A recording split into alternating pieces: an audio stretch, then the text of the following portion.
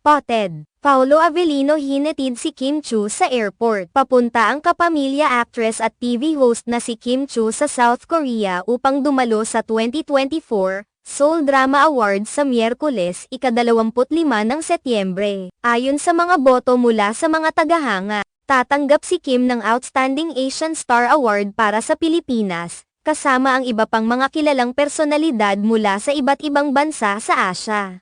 Aminado si Kim na labis ang kanyang kasiyahan sa pagkilala na kanyang matatanggap. Bilang isang matagal ng tagahanga ng mga Korean drama, hindi may kakaila ang kanyang excitement sa pagpunta sa nasabing bansa. Para sa kanya, isang malaking karangalan ang maging bahagi ng event na ito, na nagbibigay diin sa kanyang pagsisikap at dedikasyon sa kanyang karera sa industriya. Habang abala sa paghahanda para sa kanyang biyahe, nagbigay diin si Kim na ito ay hindi lamang isang pagkakataon upang ipakita ang kanyang talento, kundi isang pagkakataon ding makilala ang ibang mga artista at makipag-network sa mga taong may parehong hilig. Nakikita niya ito bilang isang malaking hakbang sa kanyang karera, lalo na sa kanyang layuning makilala sa mas malawak na audience, hindi lamang sa Pilipinas kundi pati na rin sa ibang bahagi ng Asia. Sa kabila ng kanyang pag-alis, may mga usap-usapan pa rin tungkol sa kanyang rumored boyfriend at co-star na si Paolo Avellino.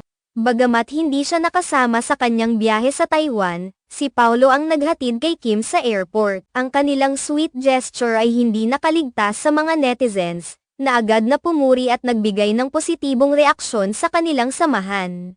Ang simpleng paghatid ni Paolo ay nagpakita ng suporta at pagmamahal, na nagbigay ng inspirasyon sa mga tagahanga ng dalawa. Ang mga tagahanga ni Kim at Paolo ay nagpaabot ng kanilang suporta sa pamamagitan ng social media, kung saan nagtrending ang kanilang mga larawan at ang mga mensahe ng mga tagahanga na nagtatanong tungkol sa estado ng kanilang relasyon. Para sa marami, ang kanilang koneksyon ay hindi lamang isang bahagi ng kanilang trabaho, kundi nagiging isang tunay na kwento ng pag-ibig sa likod ng mga kamera. Samantalang naghahanda si Kim para sa kanyang pagdalo sa Seoul Drama Awards, maraming mga proyekto ang nakabimbin sa kanya, at umaasa ang kanyang mga tagahanga na magpatuloy ang kanyang tagumpay. Ang kanyang dedikasyon sa kanyang trabaho at ang kanyang magandang pakikitungo sa mga tao ay patunay na siya ay karapat-dapat sa mga ganitong parangal. Hindi lamang si Kim ang may magandang oportunidad sa mga darating na araw,